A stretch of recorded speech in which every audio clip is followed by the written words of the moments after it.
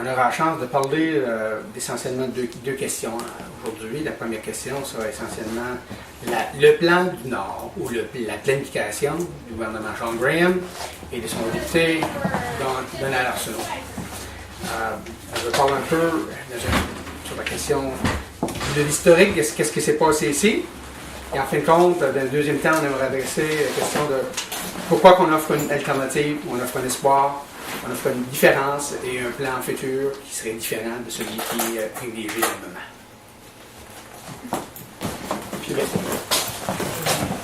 Moi, ça me fait plaisir d'être dans la région, puis ça me fait plaisir d'être ici pour supporter mon collègue chez Liaz, parce que la région a été ignorée pendant les 4 dernières années, puis lorsqu'on voit les résultats désastreux dans la région, puis qu'on voit le manque de députation qu'il y a eu pour défendre les gens de la région, les gens sont dus pour un changement.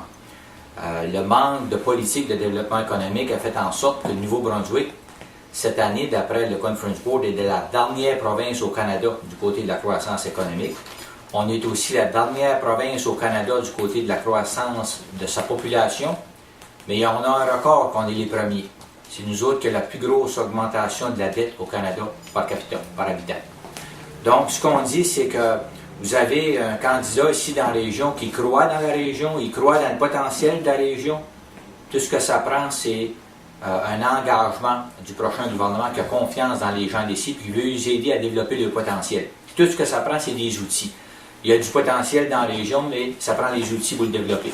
Et vous savez, lorsque je regarde les commentaires qu'a fait le premier ministre Graham le 21 janvier, le 21 décembre 2007, où ce qui dit clairement que le temps ou l'époque où ce que les gens pouvaient travailler dans leur communauté, c'est terminé. Les gens qui parlent de leurs emplois, puis ils mentionnaient Dalhousie dans ce temps-là, les gens qui parlent de leurs emplois dans les régions devraient penser d'aller travailler ailleurs au Nouveau-Brunswick. Ça démontre clairement que c'est un premier ministre qui n'a pas de vision pour les régions qui sont éloignées des grands centres, puis il n'y a aucun espoir pour lui qui va plus faire de quoi pour eux autres. Contrairement à notre chef David Alward, il croit, lui, dans les développements économiques de toutes les régions, puis il croit que la province va être prospère quand toutes les régions vont être prospères. Fait qu'il suffit de donner des outils de développement à ces régions-là, puis ils vont se développer.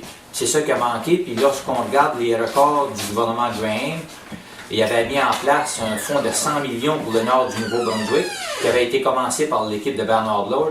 Mais lorsqu'on regarde les résultats, le dernier rapport de la Société de développement économique régional, pour l'année 2008-2009, alors qu'il y avait 25 millions disponibles, seulement qu'un peu plus de 2 millions a été dépensé dans ce temps-là pour aider des régions économiques qui avaient besoin d'aide.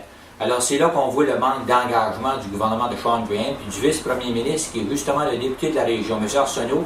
S'il s'était tenu debout pour apporter des emplois dans la région, je suis convaincu qu'il y aurait plus de développement qui se serait fait.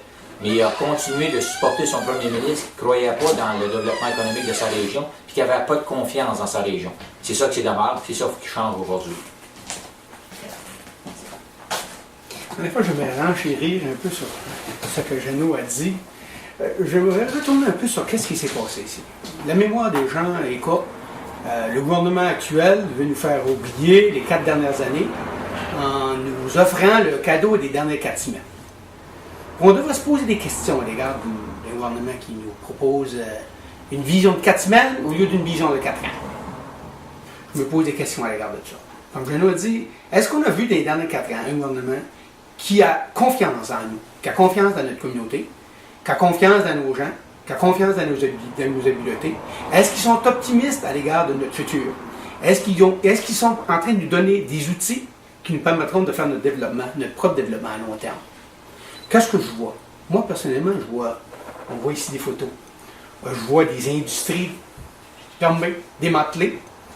Je vois une zone de désastre industriel qui est totalement négligée. C'est encore là.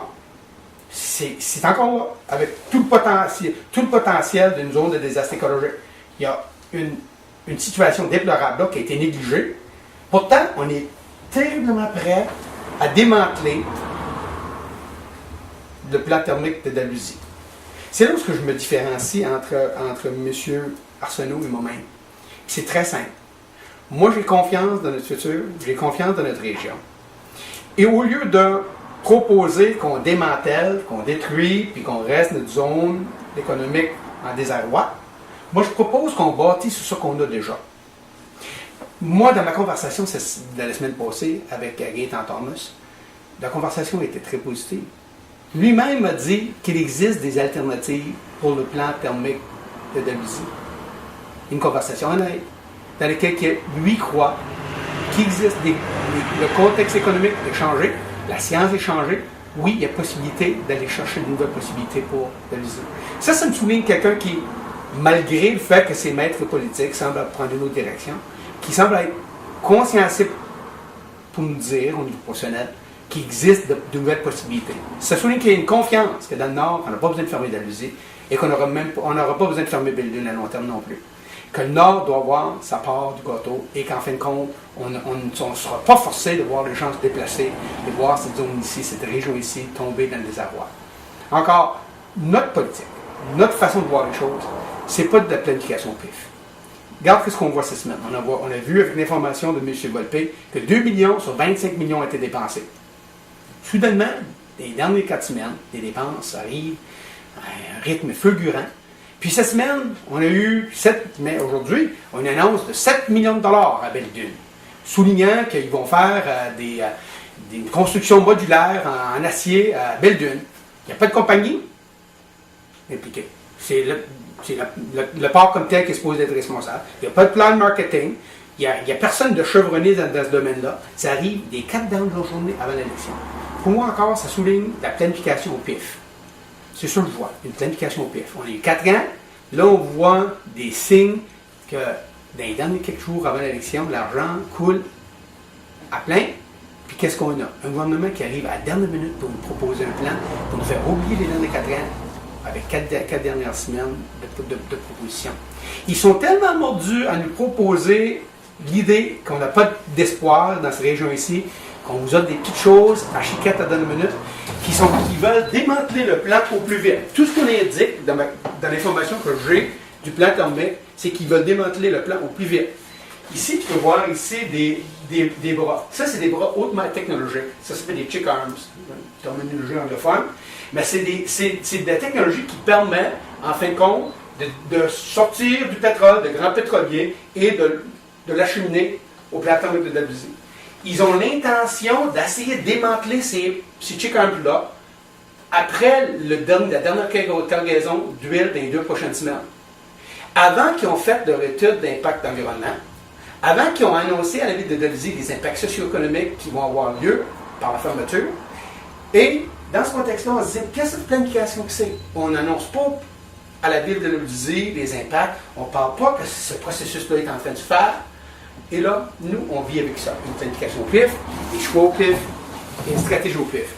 Moi, aujourd'hui, je veux dire à la population de Riche-Rouchesse que nous, on a confiance. Notre planification ne sera pas au pif. On prendra le temps qui est nécessaire de consulter les gens et faire une planification réfléchie et stratégique. Et on a l'intention de protéger nos acquis. Et on n'a pas l'intention d'abandonner le Nord comme il a été abandonné par le gouvernement libéral. Peux-tu faire un petit commentaire? Oui, bien absolument. Parce que je suis mon communiqué. Puis je veux juste que les gens comprennent bien là, que lorsque tu veux former une région, il y a une chose à faire. Il y a des choses à faire, c'est ça que les libéraux ont fait. Premièrement, tu laisses tomber les industries. Ça, c'est les créateurs d'emplois.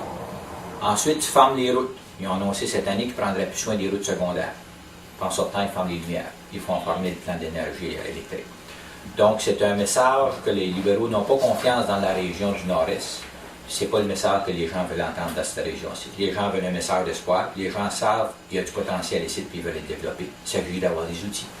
C'est ça que le candidat essaie de vous dire aujourd'hui. Lui, il est prêt à travailler pour apporter les outils pour développer le potentiel de la région. Je pense que c'est ça le message qui est important pour les gens de la région. Okay. Son parti, comment est-ce qu'il va l'appuyer là-dedans? Est-ce qu'il y a déjà des engagements pour le Nord? On avait déjà, lorsqu'on était là, un plan pour le Nord qui peut être ajusté maintenant parce qu'on sait qu'il y a des industries qui sont fermées depuis ce temps-là. Puis lorsqu'il y avait des argents engagés dans la région du Nord, les argents étaient dépensés dans ce temps-là à chaque année, pas juste à la dernière minute. On a mis des argents dans les infrastructures, on a mis des argents dans la formation pour que les employés soient plus productifs, plus compétitifs, dans les infrastructures routières qui avaient été commencées, dans les collèges communautaires pour la formation. On avait même envoyé dans ce temps-là un centre d'appel à Campbellton pour remplacer les emplois perdus, alors que c'était la députation libérale qui était là. Ce n'était pas une question de politique dans ce temps-là, c'était une question d'aider les régions. Lorsque le gouvernement a les possibilités ou des emplois qui peuvent diriger n'importe où en province, le gouvernement peut faciliter ça. Il peut envoyer des emplois dans des régions où ils ont des gros défis, comme qu'il y a eu ici à Dalhousie, il y a eu des défis. Pourquoi que la province n'a pas décidé d'envoyer ce genre d'emploi-là à Dalhousie lorsque les emplois étaient perdus? Je trouvais ça dommage. J'avais aussi appelé M. le maire à ce temps-là, dans le temps 2007, pour lui dire que le plan de Dalhousie allait fermer d'après David Hay, puis qu'il devrait peut-être commencer à planifier pour remplacer les emplois. Le ministre ou le député local a dit que je faisais peur au monde, que c'était impossible. On peut vous apporter les articles de journaux. Mais c'était réel, ça s'est produit. Donc, ils ont eu 3 ans pour préparer le remplacement de ces emplois-là, s'ils veulent vraiment le fermer, mais ils n'ont rien fait. Ils savaient aussi que Bowater, Abitibi-Bowater allait fermer. Mais ils n'ont rien fait pour planifier ça d'avance. C'est ça, un gouvernement qui manque de planification. C'est dommage pour la région. Ils n'avaient pas un député ministre qui se tenait debout pour la région. Il allait dans le continu suivi d'un premier ministre qui n'a pas de politique de développement économique pour le nord du Nouveau-Brunswick. Pour lui, c'est si vous perdez vos emplois, allez-vous en un grand centre. Ils ont besoin du monde là-bas. C'est pas ça que les gens veulent entendre. Les choses